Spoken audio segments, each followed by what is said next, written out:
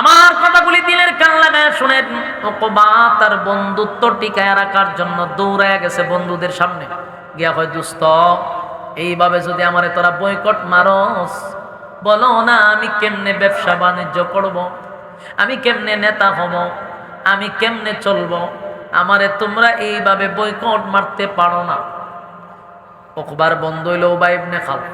সে কয়, দোস্ত তুই আমার দোস্ত বইলা তোর এখনো বাদাম দিছি না, তাহলে তোর বাদাম দিতাম। বাদাম বুঝুননি, সাইজ করতাম, পিঠা দিতাম, মার দিতাম, কিন্তু বন্ধু তো তোরে মার দিছি না, চলে যা। কয় না দোস্ত, তোরা যদি আমার এইভাবে ছাইরা দেয় আমি চলবো কেমনে? উকবার দোস্ত উবাই ইবনে খালফ বলে, দোস্ত কালেমা পয়রা কলিজার মধ্যে যে আঘাত দিছ আমরা বরদাস্ত করতে পারছি না, তাই আজকের পর থেকে তোর সঙ্গে ব্যবসা বাণিজ্য কোনো জিনিস আমাদের সঙ্গে তোর চলবে না।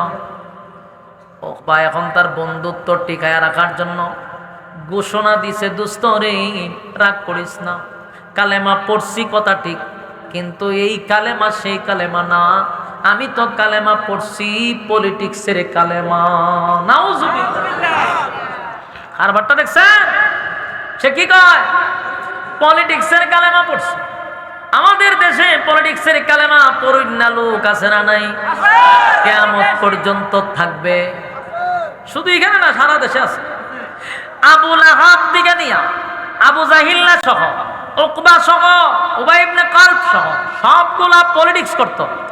এই জন্য উঠতে কয় আমি কালেমা পড়ছি, এটা পলিটিক্সের কালেমা।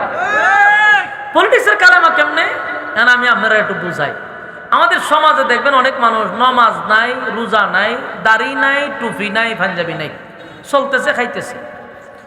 যেই মাত্র বাংলাদেশ এটা নির্বাচন আয়ে তখন দেখবেন মাথার টুপি লাগায় না, পাঞ্জাবিও লাগায় দেখবেন গণ গণ মসজিদও যায়, সালামাল কি দেয়, যায় আর সালামাল কি দেয়। আর এই দৃশ্য দেখলে আমরা বুঝি যে কোনো বাংলাদেশের নির্বাচন আইছে। আমরা বুঝতে লাইছি যে টুপি আর দাড়ি যদি দেখি কেউ হঠাৎ করে লাগাইছে, বোঝা যায় নির্বাচন আয় পড়ছে। ঠিক নেই তো? মাশাআল্লাহ দেখবেন নেতায় টুপি একটা লাগাইছে, পাঞ্জাবি একটা পরে মসজিদও জায়গা, নমাজের টাইম হয়েছে না, আজান দিছে না, একদিন গেছে মসজিদ, তো কর্মীরা কয় স্যার আজান পড়ছে না, তাড়াতাড়ি ভিডিও কর, ভিডিও করে ছেড়ে দে, ভিডিও করে দে, ছাইরা দে, কথাটা কইছি এটাও মিথ্যা না। কয়েকদিন আগে একটা ভিডিও খুব ভাইরাল হয়েছে, এক নেতা নামাজও দাঁড়াইছে, ইমাম সাহেব গেছে রুকু, হে ইশারা দিতেছে ভিডিও করবার লেগে, রুকু যায় তাড়াতাড়ি ভিডিও কর, ফিরে গেছে ভাইরাল হইয়া। আরেক কোন মাথা বাতলা হেঁটে আরেক কান্তে ভিডিও করে ছেড়ে দিচ্ছে। নেতা যে ইশারা দিতেছে তাড়াতাড়ি ভিডিও কর, রুকু যায় আর এটা করে ভিডিও কর, হে সামনে ইলেকশনও দাঁড়াইবে। তা আমাদের দেশে বন্ডামিটাতে চলে, এটারই হয় পলিটিক্সের কালেমা। যখন পলিটিক্স মানে বুঝেননি, টিক্সের উপরে টিক্স, এটার নাম পলিটিক্স। যে যত টিক্স কাটাইতে পারবে এটাকে পলিটিক্স বলা হয়। তো যখনই দেখবেন নির্বাচন, তখনই টুপি আর পাঞ্জাবি লাগায়া মানুষকে ইমোশনাল করে যে আমি একজন নামাজি, আমি একজন আল্লাহওয়ালা মানুষ, আপনারা আমার ভোট দিতে পারেন। কথা ঠিক নেই? তাহলে নির্বাচনের আগে টুপি আর পাঞ্জাবি লাগাইয়া তুই ধর্মরে ব্যবহার করছিস না, এটার নাম হয় ধর্ম ব্যবসা। এটার নাম কি? আলেমরা ধর্ম ব্যবসায়ী নয়, তোরা সভ্য গোষ্ঠী ধর্ম ব্যবসায়ী। কনফার্মেন কেমনে? আমরা যে টুপিটা লাগাইছি এটা 7 বছরের সময় মাদ্রাসাতে দিছি আর টুপি খুলছি না, দাড়ি যে উঠছি নিজে নিজে আর জীবনে দাড়ি কাটছি না, পাঞ্জাবি পরছি আর খুলছি না। তো শুরুর থেকে তুই পোশাক লই আমরা চলতেছি, আমরা তো হঠাৎ করে পরি নাই। কিন্তু যারা জীবনে টুপি দাড়ি রাখে নাই, নামাজ পড়ে নাই, সারা জীবন হুজুর আলেমরে গালাগালি করছে, এরা হঠাৎ করে দেখবেন পাঞ্জাবি টুপি লাগায় ইলেকশনের সময় বুটছা, এরা ধর্মটারে ব্যবহার করে গদিতে বসে আলেমদের বিরুদ্ধে আবার শুরু করে, টুপির বিরুদ্ধে তারাই শুরু করে, মাদ্রাসার বিরুদ্ধে শুরু করে, ইসলামের বিরুদ্ধে তারা বিষোদ্গার করা শুরু করে। অথচ ক্ষমতায় আসছে ইসলামকে ব্যবহার করে, ক্ষমতার যাওয়ার পরে ইসলামকে পৃথিবীর থেকে সরাইয়া দেওয়ার ষড়যন্ত্র করে। এর নাম হলো মুনাফিক মার্কা মুসলমান। এরা ধর্ম ব্যবসায়ী, এরা রাজনীতিকে ধর্মের সাথে ব্যবসা করে। বাস্তব বুঝি না? বাস্তব। নেক্সট টাইমে যদি এমন ধর্ম ব্যবসায়ী আপনাদের সামনে আসে, ফিরাইবেন আর কইবেন সারা জীবন টুপি মাথার দিছত না, এক সপ্তাহ নামাজ পড়তে তোরে দেখছি না, ইলেকশনের বাকি আছে 1 মাস, তখন থেকে টুপি আর পাঞ্জাবি পাটপারে খারেছি গাছ। তোরার আম্মায়ও হাত তসবি লইতো, তোরার আম্মায়ও 40 বানতো, বাইন্দা এক হাতে কত সুবহানাল্লাহ সুবহানাল্লাহ, উন্নয়ন উন্নয়ন উন্নয়ন। এই উন্নয়ন কর্তা হইতো উন্নয়ন উন্নয়ন, পদ্মা সেতু অর্ধেক খায়ালা উন্নয়ন উন্নয়ন। হ্যাঁ, বাংলাদেশে ওভারব্রিজ উন্নয়ন, অর্ধেক খায়ালা উন্নয়ন। যারা বাধা দেয় ফাঁসি দাও, জেলখানাত বড় আয়না করে বড় উন্নয়ন উন্নয়ন। এই আম্মা জানে তসবি পড়তো, এরপরে 100 তসবির মাথা থাকলে এরকম খারাপ থাকে না, ইটার কাছে গিয়ে আম্মা জান সুমা দিত 100 তসবির 100 হয়ে গেছে না। আলেম ওলামা সব ফাঁসি মাসি দিয়ে আয়নাগর বানাইয়া মাথার মধ্যে খালা ফট্টি আর তসবি এত দিয়া তাই নাইছে। হ্যাঁ, এই বন্ডামি জাতি দেখতে দেখতে সচেতন হয়ে গেছে। নেক্সট টাইম এমন বন্ডামি করেন না, আপনারা নিজেরাই বন্ডামি করেন আর ক্ষমতা গিয়ে এখন মৌলবাদ মৌলবাদ মৌলবাদ, খালি জুতাটা ফিটাইবেন এবার নেতা ফেতারে যদি এমন বন্ডামি খালি করে। সারাটা জীবন তোর আলেমরা রেগে লিছ, তার এখন মৌলবাদ কস, আবার ঠিক সময়ে দেখবেন এই বেশ দরিয়ারা মাডলামে। আমার কথা কি বা অবস্থা আপনার এলাকাত না থাকতে পারে, আমি তো চোখে চোখে দেখতেছি বহু লোক এরকম বেশ দরিয়ালামে। তাই উখবা কয় আমি পলিটিক্সের কালেমা পড়ছি, এরকম পলিটিক্সের কালেমা পড়ি না তো বাংলাদেশও আছে। উখবা কয় পলিটিক্সের কালেমা পড়ছি, কিন্তু হে তো কথা বলছে ঠিক, কিন্তু এর কথাটা গ্রহণযোগ্য হইতেছে না। কেন হইতেছে না? উবাই ইবনে কালব বলেন যে আমি জানি বেলাল ছিল উবাই ইবনে কালবের গোলাম। বেলালের ইতিহাস শুনছেন না? বেলাল যে মারতো, কে মারতো? ওই উবাই ইবনে কালব। এ ছিল সবচেয়ে নিকৃষ্ট, সে বিলালের উপরে নির্যাতন করছে। আর এই বেলালের সাথে যে নির্যাতন করলো হে হইল উকবার বন্ধু। বুঝছেন নি কেমন শয়তানের সাথে বন্ধুত্ব করছে? এই উকবার বন্ধু বলতেছে, শোন, মুহাম্মদের কালেমা যে একবার পড়ছে জীবন দিতে পারে কিন্তু কালেমা দেয় না। আপনার এলাকায় কি সুবহানাল্লাহ আছে? কোন সময় কোন কেউ মারা গেলে এই সময় সুবহানাল্লাহ নাই তো কোন সময় কইবেন? এই উবাই ইবনে কালব মানে বেলালের মুনিব যে ছিল, সে বলতেছে মুসলমানরা জীবন দিতে প্রস্তুত কিন্তু কালেমা দিতে প্রস্তুত না। তার মানে উকবা যে কইছে কালেমা ছেড়ে দিছি, উবাই এটা বিশ্বাস করে না। কিন্তু উকবা বলে, দোস্ত তুই যে বলো জীবন দিতে পারে কিন্তু কালেমা দেয় না, কথা সত্য, কিন্তু আমি তো বেলালের কালেমা পড়ি নাই, আমি তো আবু বকরের কালেমা পড়ি নাই, আমি তো পড়ছি পলিটিক্সের কালেমা। আমি ইজ্জত বাঁচানোর জন্য কালেমা পড়ছি। আব্দুল্লাহর পুত্র মুহাম্মদকে আমি দাওয়াত দিলাম খাওয়ার জন্য, সে আমার বাড়িতে আইসা খানা খায় না রে, আমি যদি কালেমা না পড়ি। তাই আমি বাধ্য হইয়া কালেমা পইরা তার সামনে ইমানদার হইছি, সে খানা খাইছে। কিন্তু ওকবা বলে, আজকের পর থেকে আমি কালেমা ছেড়ে দিলাম, তোমরা আমারে বন্ধু মহলে গ্রহণ করো। চিন্তা করেন, বন্ধুর জন্য কালেমা ছেড়ে দিচ্ছে। বন্ধু কত ভয়ঙ্কর! কালেমা ছেড়ে দিল, কিন্তু সবাই মেনে নিলেও উবাই ইবনে কালব মেনে নেয় নাই। এখন এমনি মাইনা নিব না, শর্ত আছে। কি আছে? শর্তটা কি? কয় দোস্ত, কালেমা পড়ে তুই আমাদের কলিজায় যেই পরিমাণ আঘাত দিছস, তুই কালেমা পড়ার পরে আমাদের কলিজায় যে আঘাতটা আমরা পাইছি, এর থেকে বেশি আঘাত মুহাম্মাদুর রাসূলুল্লাহকে দিতে হবে। নাউজুবিল্লাহ। এর চেয়ে বেশি আঘাত আব্দুল্লাহর পুত্র মুহাম্মদরে দিতে হবে। নাউজুবিল্লাহ। উকবা বলে, দোস্ত কি এমন আঘাত দিতে হবে? বলে, তুই কালকে মুহাম্মাদের কাছে দাঁড়াইবি, দাঁড়ায়া বলবি, এ আব্দুল্লাহর পুত্র মুহাম্মদ, তোমার কালেমা তোমারে ফেরত দিলাম। শুধু ফিরত দিলাম এখানে বললে তো ভালোই ছিল, কিন্তু কয় ফিরত না। এই কথা বলার পরে আব্দুল্লাহর পুত্র মুহাম্মদের সুন্দর নুরানি চেহারাটার মধ্যে তুমি থুথু মারবা। আপনারা নাউজুবিল্লাহ তো কষ্ট হয়। চিন্তা করছেন কত বড় নাফরমান! বন্ধুদের পাল্লায় পড়ে, বন্ধুদের পরামর্শে উকবা এমন জঘন্যতম শর্তটা মেনে নিছে। উবাই ইবনে কাব কত নিকৃষ্ট এতক্ষণে বুঝতে পারছেন? সে আমার নবীরে চরম পর্যায়ের অপমান করার জন্য, আমার নবীরে চরম পর্যায়ের অপমান করার জন্য উকবারে বলে, তুই আব্দুল্লাহর পুত্র মুহাম্মদের সামনে দাঁড়াইয়া কালেমাটা শুধু ফিরত দিবি এতটুক নয়, তুই মুহাম্মদের চেহারাটার মধ্যে থুতু মারবি, তাহলে আমার কলিজা ঠান্ডা হবে। আর বন্ধুরে খুশি করার জন্য উকবাও এমন জঘন্যতম শর্তে রাজি হয়ে গেছে। পরের দিন বন্ধুরা তারে লইয়া নবীর কাছে রওনা দিছে। উকবা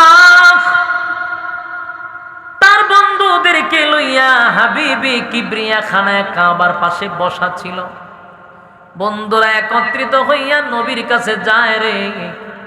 আমার নবী হঠাৎ করে তাকায়া দেখে দূর, বহু দূর থেকে দেখা যায় উকবা তার বন্ধুদেরকে লইয়া নবীর কাছে আসতেছে। আল্লাহর নবী তো রহমতের নবী, নবীর তো মায়া দয়া বেশি। আমার আল্লাহ বলেন, ওয়ামা আরসালনাকা ইল্লা রাহমাতাল লিল আলামিন। আমার উভয় জাহানের জন্য রহমত, উভয় জাহানের জন্য রহমত। তাই আমার নবীর মায়া দয়া বেশি রে। আমার নবী মনে করছে, ভাবছে গতকালকে তারে লুকিয়ে কালেমা পড়ছে, গতকালকে উকবা লুকিয়ে কালেমা পড়ছে, আজকে মনে হয় প্রকাশ্যে কালেমা পড়ার জন্য বন্ধুদেরকে লইয়া আমার সামনে আসছে। এটা আমার নবীর ধারণা। আল্লাহর নবী মনে করছে, গতকালকে কালেমা পড়েছি, আজকে মনে হয় গো বন্ধুদেরকে লইয়া একসাথে কালেমা পড়বে, সেই ভাবনায় নবী সামনে আগাইতেছে, নবী মহব্বত নিয়ে আগাইতেছে। আর তারা আসতেছে দুশ্মনী লইয়া। নবী যায় মহব্বত লইয়া, তারা আসে দুশ্মনী লইয়া। একেবারে কাছাকাছি কাছাকাছি যখন চলে আসছে, আল্লাহর নবী মুস্কি মুস্কি হাসি দিয়া তাদের সামনে গিয়া দাঁড়াইছে।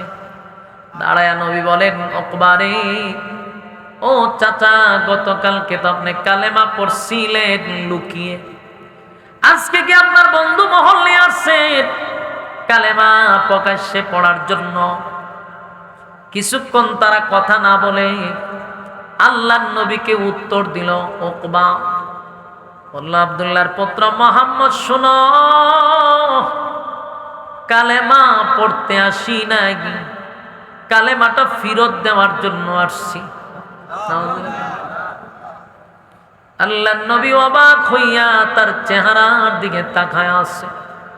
কি কইলি রে, কালেমা ফিরত দিবি? খালি ফিরত দিব না, কালেমা পড়ার কারণে আমার বন্ধুরা যেই পরিমাণ কষ্ট পাইছে, আমার বন্ধুদেরকে এই পরিমাণ খুশি করতে হবে। নাউজুবিল্লাহ। এই কথা বলে আমার নবীর সুন্দর উজ্জ্বল চেহারাটার মধ্যে উকবা থুতু মারছে। নাউজুবিল্লাহ। আল্লাহর নবীর সুন্দর চেহারার মধ্যে থুতু মারছে। আমার নবী আশ্চর্য হয়ে গেছে উকবার এমন আচরণ দেখে। নবীজি একটা চিৎকার দিয়া বলেন, উকবারে, কামড়া কি করলি? আল্লাহর নবীর কলিজাটা ভেঙে টুকরা টুকরা হয়ে গেছে। নবীজির কলিজাটা ভেঙে গেছে গো। হায় হায়, নিজের হাতে গতকালকে আমি তোরে কালেমা পড়ায়া দিলাম, জান্নাতের টিকেটটা আমি নবী তোর হাতে দড়ায়া দিলাম, আর আজকে তুই আইসা কালেমা ফিরত দিলি, আমি নবীর চেহারাটার মধ্যে তুই থুথু মারলি। যুবক ভাইরা, যেই চেহারাটার মধ্যে কোনদিন আমার আল্লাহ বলেন না, আমার বন্ধুর শরীরে, বন্ধুর চেহারায় মশা মাছি বসতে দেই না, আমার নবীর শরীরে কোনদিন মশা মাছি বসে নাই। হয়ে যেত এত সুন্দর চেহারা, এই নবীর চেহারা কত সুন্দর, কত সুন্দর। ইউসুফ নবীরে আমার আল্লাহ সুন্দর করে বানাইছিল, কিন্তু আমার নবীর সঙ্গে কোনো তুলনা হয় না, নবীর সঙ্গে কোনো তুলনা হয় না। আমার যুবক ভাইরা, এই মিশরের মহিলারা ইউসুফ নবীর চেহারা দেখা মিশরের সম্ভ্রান্ত পরিবারের মেয়েরা হাতের আঙ্গুল কেটে বলাই দিছে। কিন্তু আম্মাজান আয়েশা বলেন, সেই মজলিসে যদি মুসা ইউসুফ নবী না হইয়া আমার স্বামী মুহাম্মদুর রাসূলুল্লাহ সাল্লাল্লাহু আলাইহি ওয়াসাল্লাম উনি যদি বসা থাকত, মিশরের মহিলারা হাত নয় গো, তাদের কলিজা কেটে ফেলত। আমার নবীর চেহারা আল্লাহ এত সুন্দর করে বানাইলো, সেই সুন্দর চেহারাটা নিয়ে আমার আল্লাহ কসম করছে, কসম করছে, কসম করছে, সুবহানাল্লাহ। আমার নবীর চেহারা নিয়ে কসম করছে রে, আমার নবীর চুল মুবারক নিয়ে আল্লাহ কসম করছে, সুবহানাল্লাহ। আল্লাহ বলেন, ওয়াদ-দুহা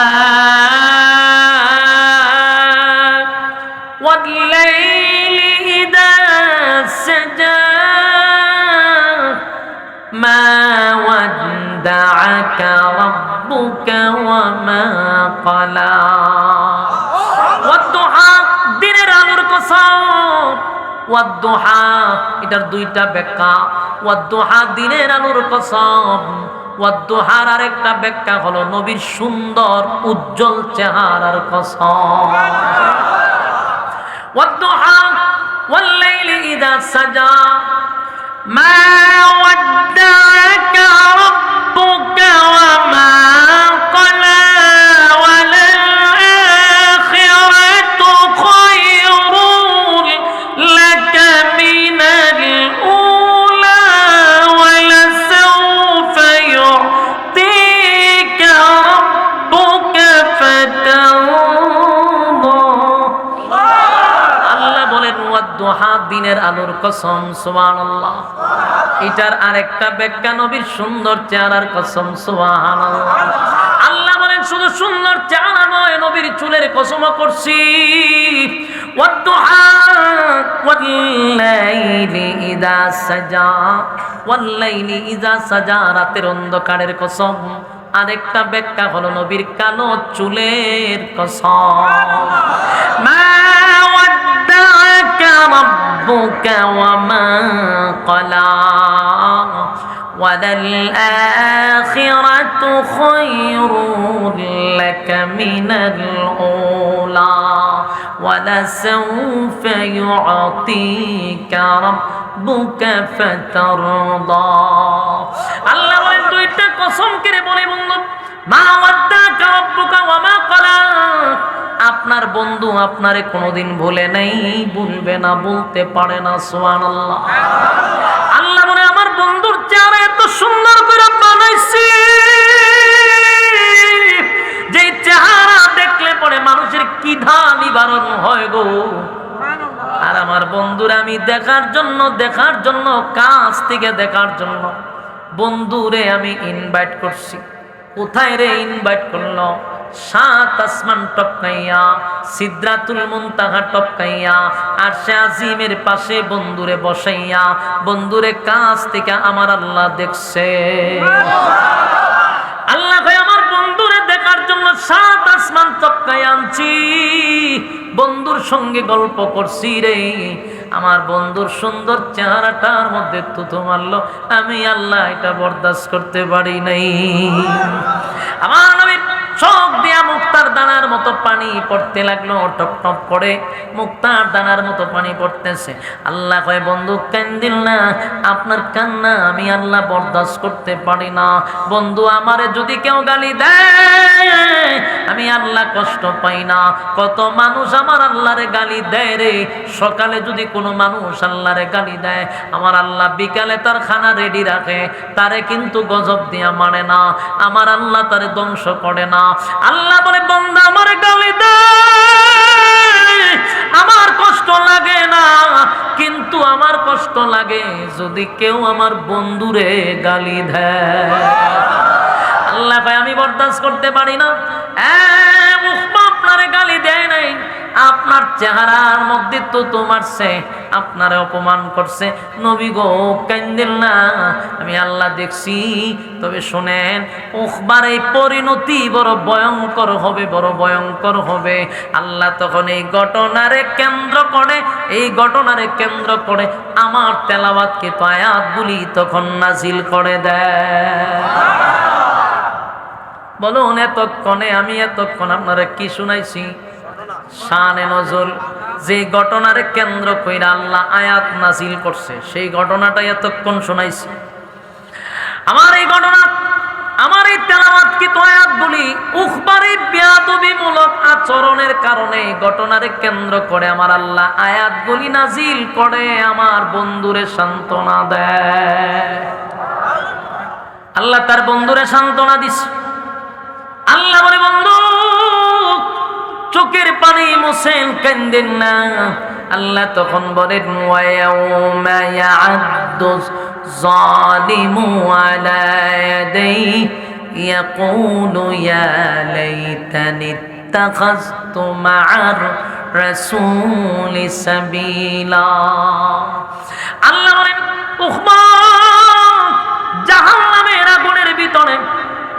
জাহান্নামের ভিতরে পড়া, ওই কেমনে ওয়াজ করতাম, জাহান্নামের ভিতরে পড়া। ওয়ায়াউমা ইয়া'আদ্দু যালিমু আলা ইয়াদাইহি ইয়াকুলু ইয়া লাইতানি ইত্তাখাযতু মা'আর রাসূলি সাবিলা।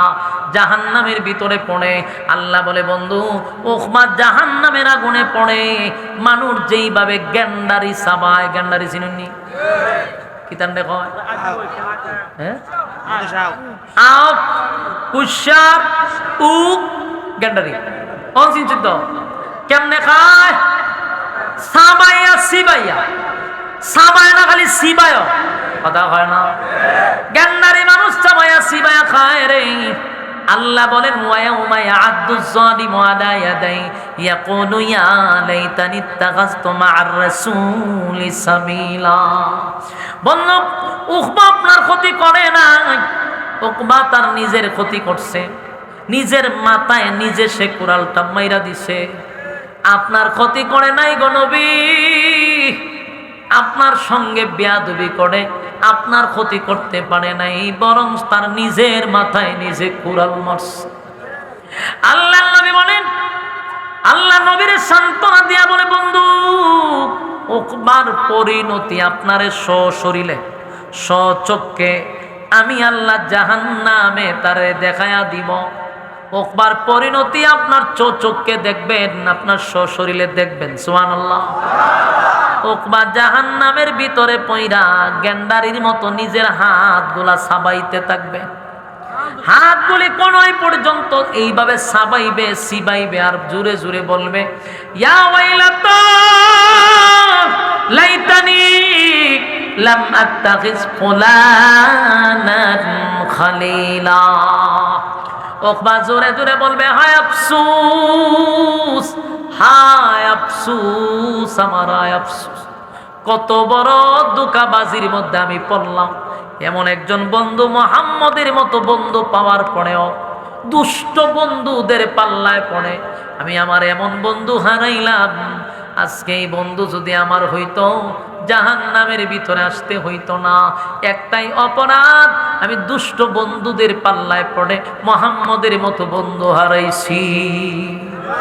সেদিন সে হাতের আঙ্গুল থেকে নিয়ে কোনই পর্যন্ত গান্ডারের মতো নিজের হাতগুলি নিজে চাবাইতে থাকবে আর হায় আফসোস করবে।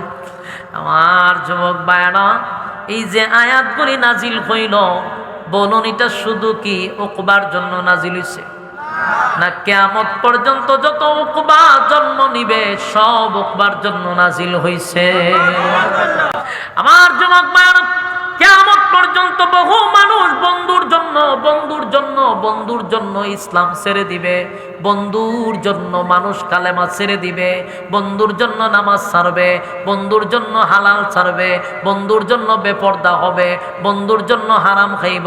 এরকম লোক কিয়ামত পর্যন্ত থাকবো, এটা বিশ্বাস হয়? আপনার ডাইনে বামে আছে, তাকায়া দেখেন বহু মানুষ সুদ খায়। সুদ খায় আর এক সুদকুর বন্ধুর সঙ্গে তার পরিচয়। এক সুদকুর আর এক সুদকুরের সঙ্গে বন্ধুত্ব হওয়ার কারণে সুদ খায় বন্ধুদেরকে লইয়া, ঘুষ খায় বন্ধুদেরকে লইয়া। ওই মানুষগুলাও শুধু উখবা বলবে না যে হায় আফসোস, খালি উখবা হইব। উপসা কি উকবাই কইব যে হায় আফসোস না? আপনি আমার মতো মানুষও বলবে, আপনি আমার মতো বহু মানুষ বলবে হায় আফসোস।